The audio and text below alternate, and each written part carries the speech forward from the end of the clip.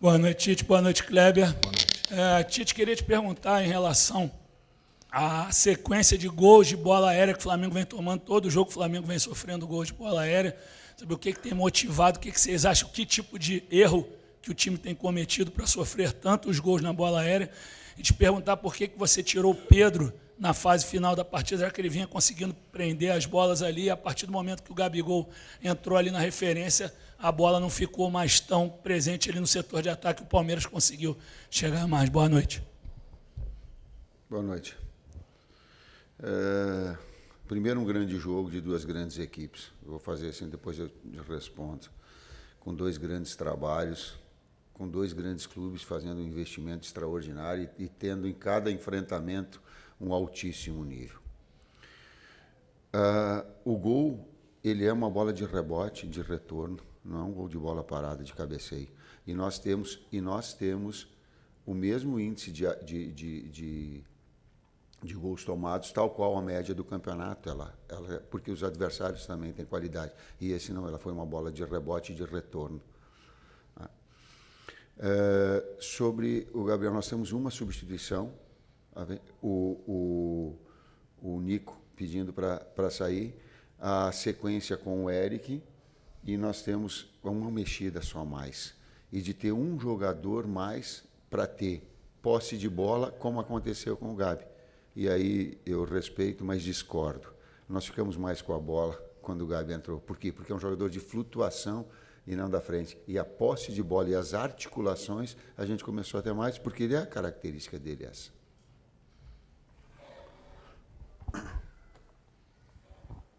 Tite, boa noite. Raíza Simplício, da Gol Brasil.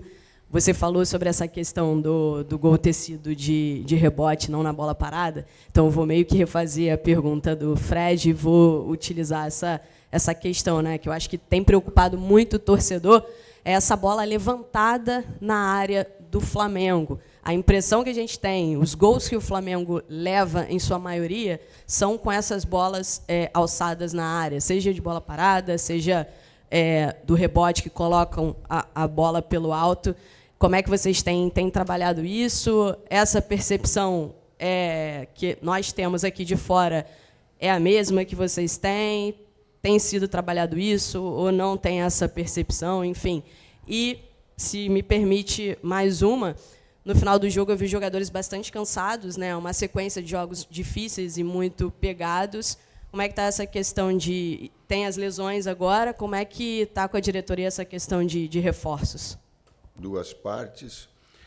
Eu vou repetir o Muricy, é trabalho. Trabalho com concentração e foco. Ele não foge desse aspecto. Qualquer que seja a bola, tanto de bola andando, nós temos um índice muito, quanto de bola de rebote ou bola alçada de frente, como queira. Então, ele não foge do trabalho e da concentração, nesse aspecto. Contra contratações que ela fez a colocação. Precisa de reforços? É isso que vocês enxergam? Se eu disser para ti que sim, aí tu vai escrever lá no outro, Tite pede reforços. Nós temos consciência muito grande do trabalho. E eu tenho consciência muito grande, tal qual a direção, da necessidade de todos os aspectos que são importantes para o Flamengo. Nós temos consciência disso, né? De cada vez mais fortalecer.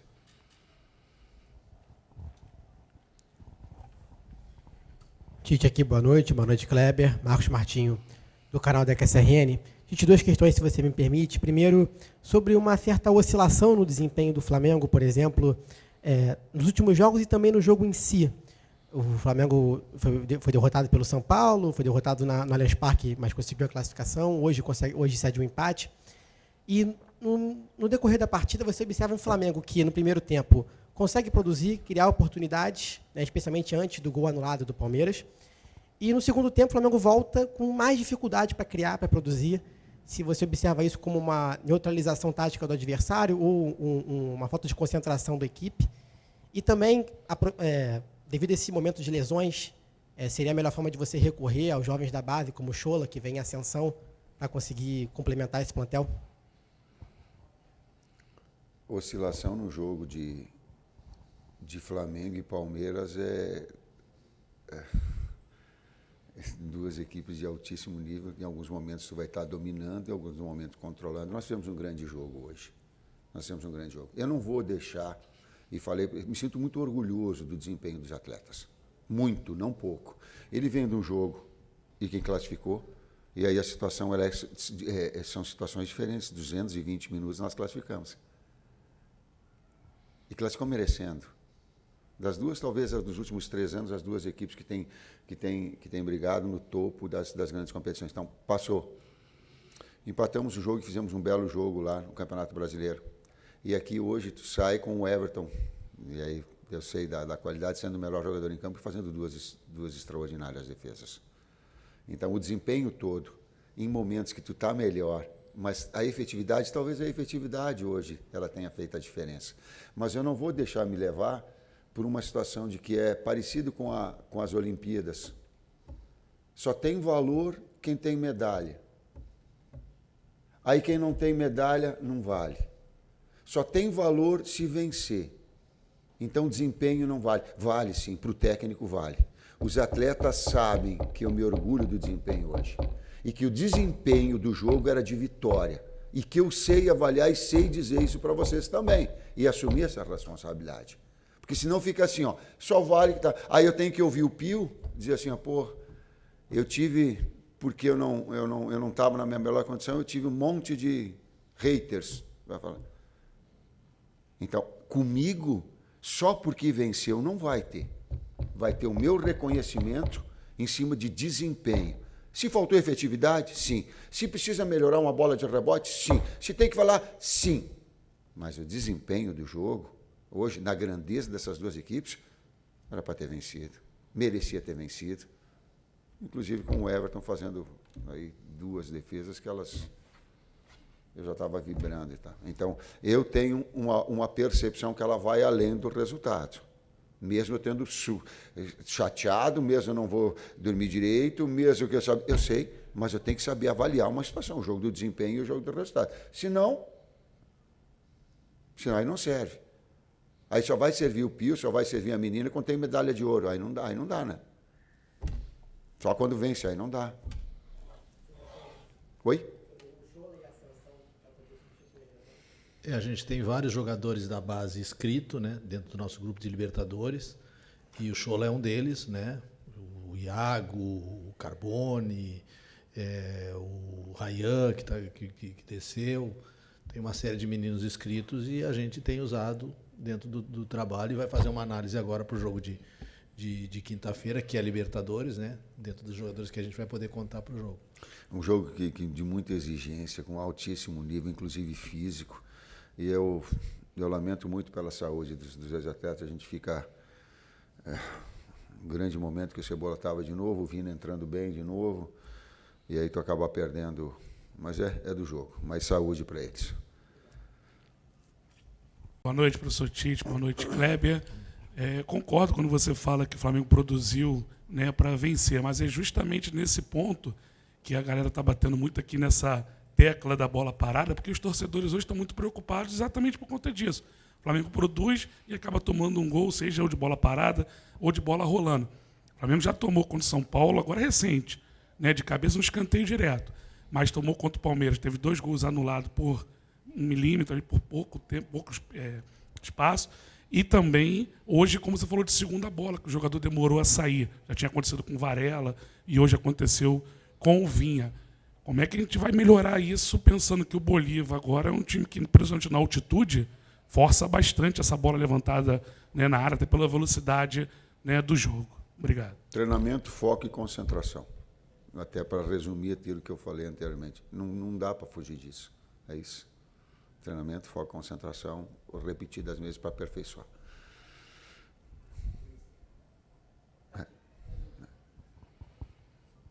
Professor Tite, boa noite. Professor Kleber, Bruno Vilafranca, da Rede Multiflá. Queria que vocês avaliassem, eu sei que a gente está chegando ali naquele momento de afunilamento das competições, com jogos muito difíceis daqui para frente e tendência a só piorar.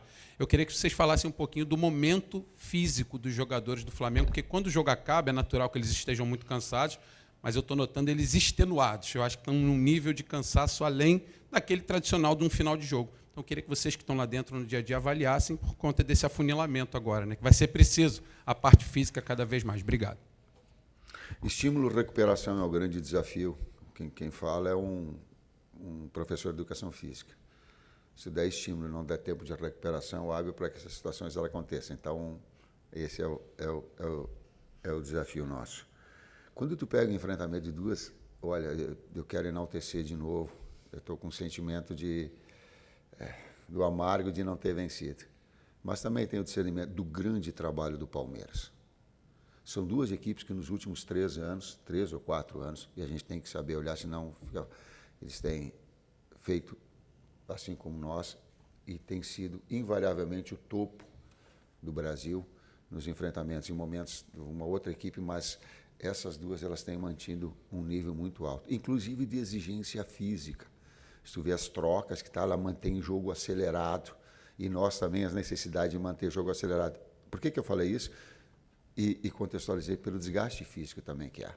E há um desgaste mental nessas competições. A gente vem de uma classificação na Copa do Brasil que, aí vem agora para a briga pela liderança.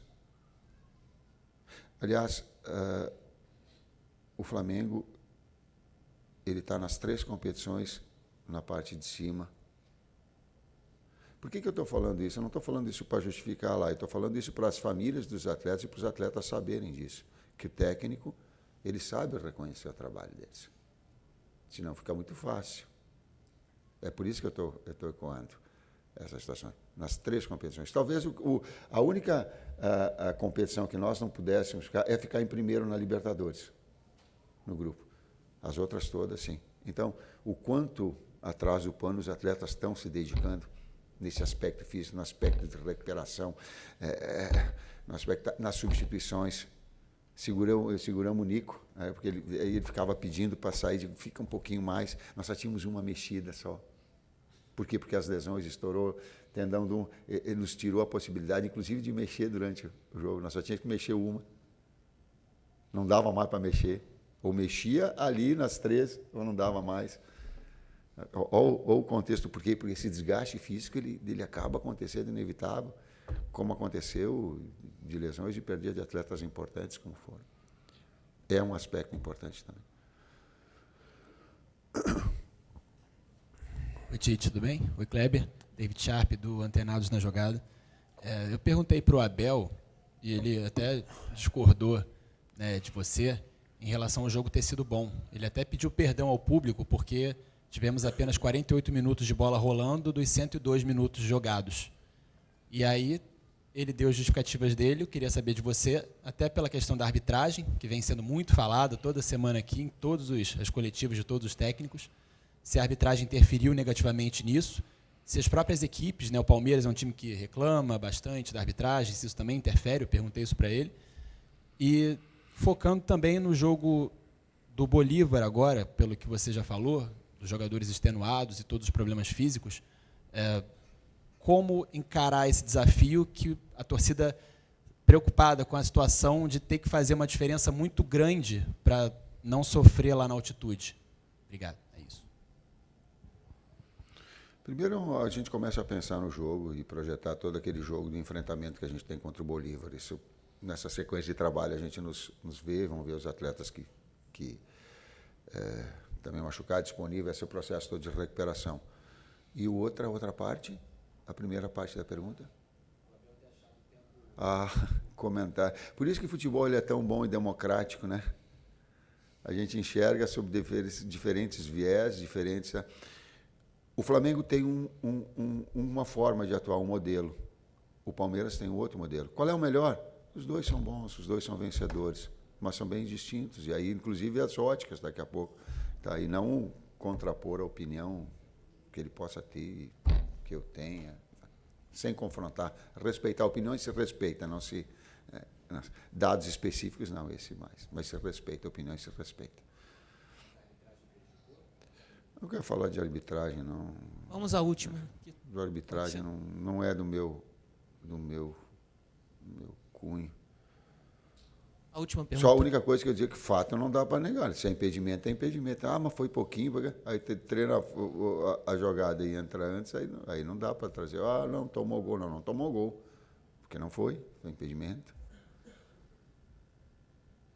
A última, tá? Boa noite, Tite. Boa noite, Kleber. Léo José, do Coluna do Fla. Ultimamente, o Léo Ortiz ele vem disputando vaga ali com o Alan para ser, vamos dizer assim, o pronto reserva ali na posição de volante.